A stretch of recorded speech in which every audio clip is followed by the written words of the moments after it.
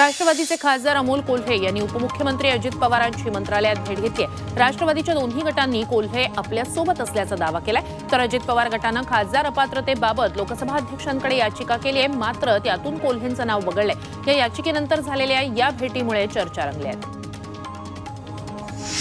लोकसभेसाठी अजित पवार गटानं master plan तयार केलाय। त्यासाठी रायगडमधल्या कर्जतमध्ये 30 नोव्हेंबर आणि 1 डिसेंबरला तातडीची बैठक बोलावण्यात आली। या बैठकीत लोकसभा, विधानसभा, स्थानिक स्वराज्य संस्थांसह प्रमुख मुद्द्यांवर चर्चा होणार आहे। 31 डिसेंबर नंतर राज्य सरकार पडणार असा इशारा आदित्य ठाकरेंनी दिलाय। सिंधुदुर्ग दौऱ्यावर त्यांनी राज्य सरकारवर टीकास्त्र सोडले, तर आदित्य ठाकरेंना रोज नवी स्वप्न पडतात असा टोला शिंदे गटाचे आमदार शिरसाट यांनी लगावलाय। शिवसेना आमदार अपात्रता प्रकरण 31 डिसेंबर पूर्वी निकालात काढण्याचं आव्हान आहे। त्याच दृष्टीनं 31 डिसेंबरपर्यंत 18 दिवस सुनावणी होणार आहे। नोव्हेंबरमध्ये केवळ 3 दिवस सुनावणी होईल, तर डिसेंबरमध्ये 15 दिवस अपात्रता सुनावणी होईल। मकाऊवरून राजकीय आरोप प्रत्यारोप सुरूच आहेत। संजय राऊत हे सांगा की ठाकरे यांचे मकाऊत किती हॉटेल आहेत असा सवाल भाजप नेते मोहित कंबोज यांनी विचारलाय। एक लिफाफा पाठवतो, त्यात शॉपिंगमध्ये कोट्यवधी करोडो घोड्याळ कोण घेणारे हे उघड होईल असं कंबोज यांनी म्हटलंय। ठाकरे गटाचे अमोल कीर्तीकर आणि सूरज चव्हाण यांना पुन्हा समन्स बजावण्यात आलाय। दोघांनाही 25 तारखेला हजर राहण्याचं समन्स मुंबईच्या आर्थिक गुन्हे शाखेनं बजावलंय। खिचडी घोटाळ्या प्रकरणी दोघांची चौकशी होणार आहे। याच प्रकरणात आधीही दोघांचे जबाब नोंदवण्यात आलेत। संगमनेर न्यायालयानं इंदोरीकर महाराजांना दिलासा दिलाय। पत्यप्राप्तीबाबत इंदोरीकरांनी वादग्रस्त वक्तव्य केलं होतं। या प्रकरणाच्या सुनावणी आधीच स्वतः कोर्टात हजर राहून इंदोरीकरांनी जामीन घेतला। 20,000च्या जात मुचलक्यावर न्यायालयानं त्यांना जामीन मंजूर केलाय। डीपफेक प्रकरणी सारा तेंडुलकर संतापली। शुभमन गिलसोबत साराचे डीपफेक फोटो व्हायरल झाले। तंत्रज्ञानाचा असा गैरवापर चिंताजनक आहे। सत्याची किंमत मोजून असं मनोरंजन असू नये। आपले असे काही डीपफेक फोटो व्हायरल झाल्याचं सारा म्हणाली। तसंच एक्सवर आपलं अकाउंट नसल्याचंही तिनं स्पष्ट केलंय। निवडणूक आयोगानं काँग्रेसचे नेते राहुल गांधींना नोटीस बजावली। पंतप्रधान मोदींवर पनौती आणि जेब कचरा अशा शब्दात राहुल गांधींनी टीका केली होती आणि याच प्रकरणी राहुल गांधींना नोटीस बजावण्यात आली। 25 नोव्हेंबरपर्यंत नोटीसला उत्तर देण्यासाठी राहुल गांधींना वेळ देण्यात आलाय। वर्ल्ड कपमधील भारत ऑस्ट्रेलिया मॅचवरून अजूनही राजकीय वादविवाद सुरू आहेत। अहमदाबादऐवजी कोलकाता किंवा मुंबईत वानखेडे स्टेडियमवर मॅच झाली असती तर भारत जिंकला असता असं वक्तव्य पश्चिम बंगालच्या मुख्यमंत्री ममता बॅनर्जी यांनी केलंय आणि त्याआधी त्यांनी भारतीय टीमच्या जर्सीवरून केंद्र सरकारवर टीका केली होती। पुण्यात झालेल्या राज्य मागासवर्गीय आयोगाच्या बैठकीत महत्त्वाचे निर्णय घेण्यात आले, ज्यात ओबीसी, व्हीजेएनटी आणि मराठा समाजासह खुल्या प्रवर्गातील सर्व समाज घटकांचं आयोगाकडून सर्वेक्षण केलं जाणार आहे। या सर्वेक्षणासाठीचे निकष एकसमान असतील असा धोरणात्मक निर्णय आयोगानं घेतलाय। असे एकंदर 20 निकष असतील।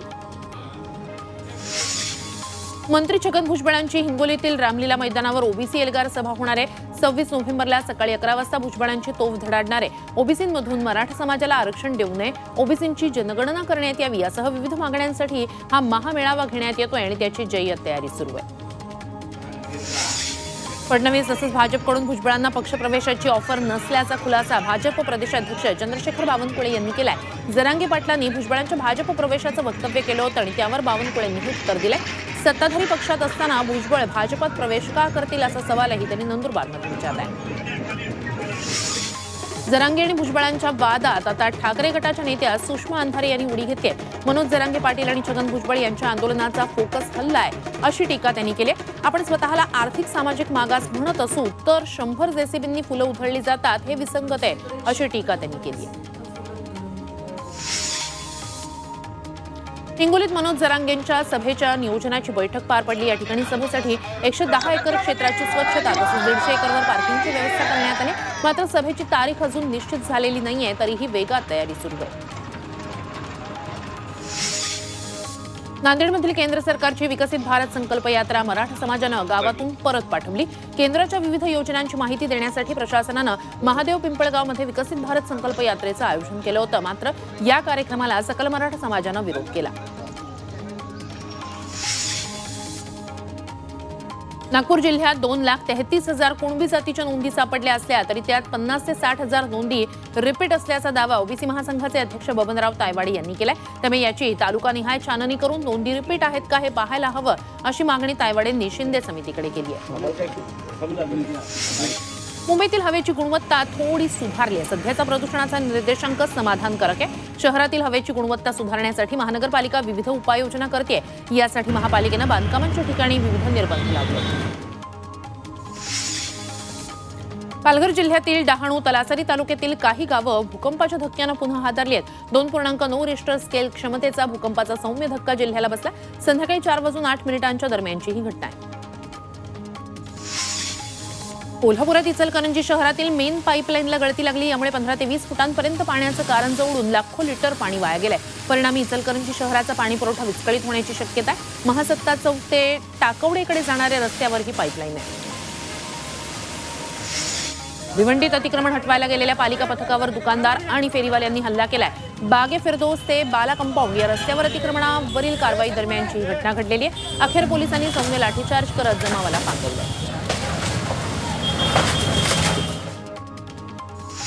रायगड ते शहापूर एमआयडीसी पोहोच रस्त्यासाठी जमीन मोजणीसाठी आलेल्या एमआयडीसी अधिकाऱ्यांना ग्रामस्थांनी रोखून धरलं. त्यामुळे त्यांचा विरोध मोडीत काढण्यासाठी पोलिसी बळाचा वापर करावा लागला. तसंच 20 शेतकऱ्यांना पोलिसांनी ताब्यात घेतलं. त्यामुळे ग्रामस्थांमध्ये कमालीची नाराजी आहे. वाशिम जिल्ह्यातील मंगरुळपीरमधील कवठळ पारडीताड महसूल मंडळातील शेतकऱ्यांनी तहसील कचेरीवर मोर्चा काढला. दुष्काळग्रस्त यादीत समावेश करावा, जंगली प्राण्यांपासून होणाऱ्या पीक नुकसानीचे पंचनामे करून मदत द्यावी, सोनल प्रकल्पातून सिंचनासाठी पाणी द्यावं अशा मागण्या यावेळी करण्यात आल्या. तसंच ठिय्या आंदोलनही करण्यात आलं. यवतमाळमध्ये शिवसेना पदाधिकाऱ्यांवर खोटे गुन्हे दाखल केल्याचा आरोप करत ठाकरे गटाच्या नेत्यांनी पोलीस अधीक्षक कार्यालयावर धडक दिली. पीक विम्यात फसगत झालेल्या शेतकऱ्यांना न्याय मिळावा यासाठी पीक विमा कंपनीच्या व्यवस्थापकाला ठाकरे गटाच्या कार्यकर्त्यांनी मारहाण केल्याचा आरोप आहे. ऊसाच्या वाढीव एफआरपीच्या मागणीवर शेतकऱ्यांसमोर अखेर कारखानदार झुकले. स्वाभिमानीचा प्रस्ताव कारखानदारांनी मान्य केलाय. गेल्या वर्षी गाळप झालेल्या ऊसाला वाढीव 100 रुपये आणि यंदाच्या हंगामात पहिली उचल 3,500 रुपये देण्याची स्वाभिमानीची मागणी मान्य करण्यात आली. ऊस शेतकरी समर्थनासाठी छत्रपती शाहू महाराजही मैदानात उतरले. शाहू महाराज स्वतः आंदोलनात दाखल झाले होते आणि त्यांनी राजू शेट्टींच्या चक्काजाम आंदोलनाला पाठिंबा दिला. ऊसाला वाढीव दर मिळालाच पाहिजे अशी मागणी त्यांनी आंदोलनस्थळी केली.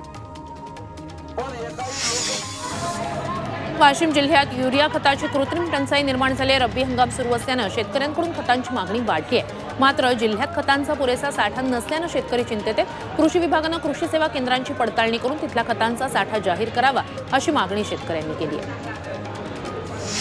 यवतमाळच्या आर्णीतील शरद पवार गटानं मुख्यमंत्र्यांना मातीचा प्रतिकात्मक फराळ भेट म्हणून पाठवला. जून-जुलै महिन्यातील अतिवृष्टीमुळे पिकांचं अतोनात नुकसान झालंय. त्यावेळी सरकारनं नुकसानग्रस्त शेतकऱ्यांना ताबडतोब मदतीचं आश्वासन दिलं होतं. मात्र अजूनही कोणतीही मदत मिळाली नसल्यानं शेतकरी संतप्त झालेत. हिंगोलीतल्या शेतकऱ्यांनी बिकट आर्थिक परिस्थितीमुळे थेट आपले अवयवच विक्रीला काढले. त्यामुळे विरोधकांनी सरकारला धारेवर धरलंय. सरकार मलिदा खाण्यात व्यस्त आहे, त्यामुळे शेतकऱ्यांकडे लक्ष देण्याला वेळ नाहीये अशी टीका विरोधी पक्षनेते विजय वडेट्टीवार यांनी केली आहे.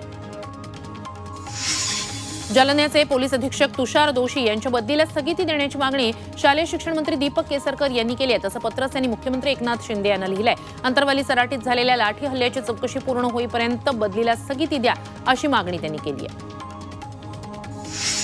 मुंबईच्या माजी महापौर शिवसेना ठाकरे गटाच्या नेत्या किशोरी पेडणेकर यांची तब्बल 6 तास ईडी कार्यालयात चौकशी झाली.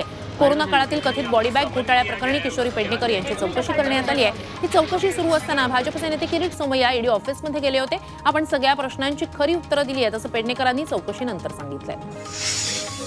मुंबईतील एका कार्यक्रमात महानगरपालिका आयुक्त इक्बाल सिंग चहल यांनी कोविड काळात 4,000 कोटींचा खर्च करण्यात आल्याचा दावा केला होता. मात्र कोविड काळातील 4,000 कोटींचा खर्चाचा तपशील महानगरपालिकेकडे नाही अशी धक्कादायक बाब माहिती अधिकार कार्यकर्ते अनिल गलगली यांनी माहिती अधिकारातूनच मिळवली आहे. अकोल्यातील मूर्तिजापूरमध्ये केंद्रीय रस्ते वाहतूक आणि महामार्ग मंत्री नितीन गडकरी यांच्या हस्ते अमरावती कुरणखेड शेळद महामार्गाचं लोकार्पण करण्यात आलं. सोबतच कारंजा खेरडा मूर्तिजापूर या चौपदरी महामार्गाचं भूमिपूजन गडकरींच्या हस्ते पार पडलं. अमरावती आणि वाशिमचे सर्व भाजप खासदार आणि आमदार यावेळी उपस्थित होते. धाराशिव जिल्ह्यात 24 बोटं असलेलं बाळ जन्माला आलंय. उमरगा शहरात विटकर यांच्या कुटुंबात ही 24 बोटं असणारी मुलगी जन्माला आली आहे. तिच्या हात आणि पायाच्या बोटाला प्रत्येकी 6 बोटं आहेत. आजूबाजूच्या परिसरात या बाळाची सध्या चर्चा आहे. पंढरपूरमध्ये कार्तिकी यात्रेसाठी आलेल्या मुलीला चंद्रभागेत गेल्यानंतर अचानक चक्कर आली. तिला तात्काळ या ठिकाणी सुरू असलेल्या महाआरोग्य शिबिरात दाखल करण्यात आलं. तिथे डॉक्टरांनी तातडीने उपचार केल्यानं तिची प्रकृती सुधारली. कार्तिकी एकादशीला दुपारपासूनच पंढरपूरमध्ये स्वच्छतेला सुरुवात करण्यात आली. वारी काळात शहर स्वच्छ ठेवण्याचा जिल्हाधिकारी आणि प्रशासनाचा प्रयत्न होता. यासाठीच पुण्याच्या सुमित ग्रुपकडून 500 कर्मचारी तैनात करण्यात आले. दर्शन रांग, चंद्रभागा, वाळवंटात या मोहिमेअंतर्गत 25 टनाहून अधिकचा कचरा गोळा करण्यात आला.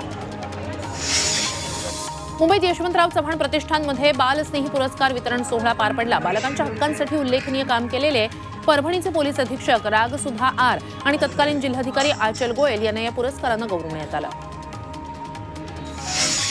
नाशिकमधील कळवणच्या जुनी बेजमध्ये हमारा संकल्प हमारा भारत संकल्प यात्रेचा केंद्रीय मंत्री रावसाहेब दानवे यांच्या हस्ते शुभारंभ करण्यात आला. यावेळी शासकीय योजनांच्या लाभार्थ्यांना लाभाचं वाटप करण्यात आलं. तसंच दानवेंनी केंद्र सरकारच्या विविध योजनांची माहिती देत नागरिकांना त्याचा लाभ घेण्याचं आवाहन केलं. ठाण्यात वाहतुकीचे नियम मोडणाऱ्या दुचाकीस्वारांवर वाहतूक विभागानं कारवाई केली. जानेवारी ते ऑक्टोबर दरम्यान 16,188 दुचाकीस्वारांवर दंडात्मक कारवाई करण्यात आली. त्यांच्याकडून 2,32,000 रुपयांचा दंड वसूल करण्यात आला. पंढरपूर नगरी कार्तिकी एकादशी यात्रेनिमित्तानं लाखो वारकऱ्यांनी फुलून गेली. संपूर्ण मंदिर परिसर भक्तिमय वातावरणानं भारला गेला. इथली दृश्य सोलापूर ग्रामीण पोलिसांनी ड्रोन कॅमेऱ्यातून चित्रित केली आहेत. येवल्याच्या कोटमगावमधील विठ्ठल मंदिरात कार्तिकी एकादशी निमित्तानं भाविकांनी गर्दी केली. या पुरातन मंदिरातील विठ्ठलाचा एक हात कमरेवर आणि एक हात खाली सोडलेला आहे. अशा प्रकारचं राज्यातील हे एकमेव पुरातन मंदिर असल्यानं भाविकांची दर्शनासाठी गर्दी झाली. कार्तिकी एकादशी निमित्तानं जळगावचं ग्रामदैवत श्रीराम मंदिर संस्थेनं श्रीराम रथोत्सवाचं आयोजन केलं. या रथोत्सवाला 151 वर्षांची परंपरा आहे. पालकमंत्री गुलाबराव पाटील, राम मंदिर संस्थानचे मंगेश महाराज जोशी यांच्या हस्ते रथाचं पूजन, महाआरती करून उत्सवाला सुरुवात झाली. कार्तिकी एकादशीच्या पूर्वसंध्येला संगीत देवबाभळी नाटकाचा महाराष्ट्रातला शेवटचा 500वा प्रयोग मुंबईत षण्मुखानंद नाट्यगृहात पार पडला.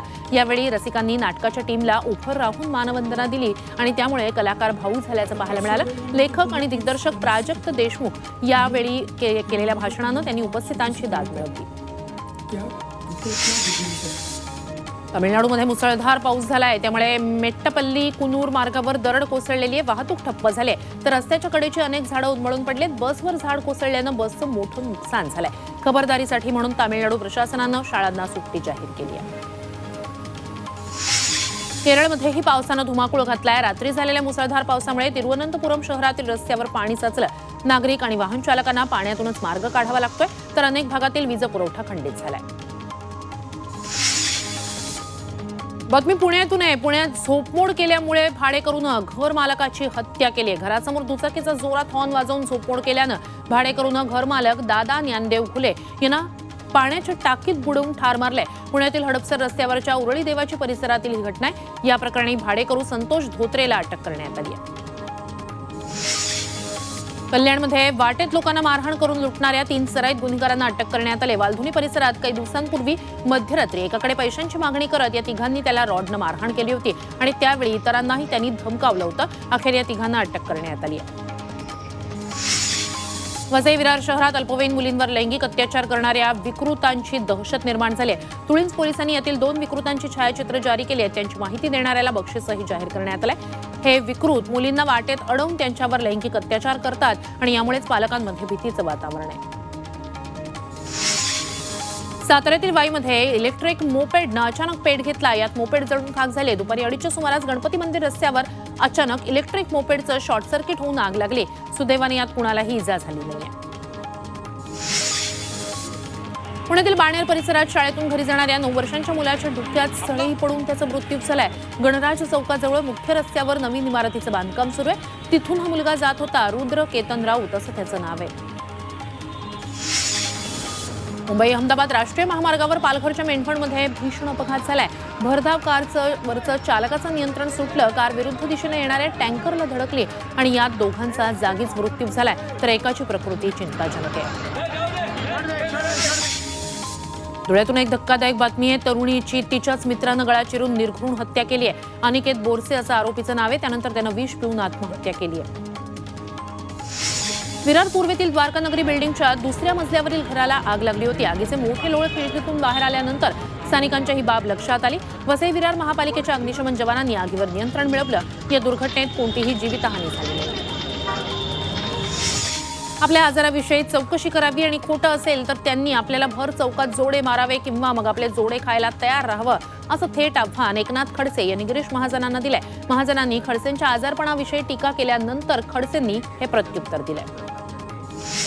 केंद्रीय मंत्री नितीन गडकरींनी वाशिम जिल्ह्याच्या दौऱ्यावर असतानाच कारंजात नृसिंह सरस्वती गुरुमंदिरात सपत्नीक दर्शन घेतलं। यावेळी सहस्त्रचंद्र दर्शन सोहळ्यात देखील ते सहभागी झाले। मथुरेत संत मीराबाई यांची 525वी जयंती साजरी करण्यात आली। यावेळी अभिनेत्री हेमा मालिनी यांनी नृत्य नाटिका सादर केली। तसंच मीराबाई जन्मोत्सवाअंतर्गत विविध कार्यक्रम सादर करण्यात आले। यावेळी पंतप्रधान नरेंद्र मोदींच्या हस्ते संत मीराबाईंचा पोस्टल स्टॅम्पही जारी करण्यात आला।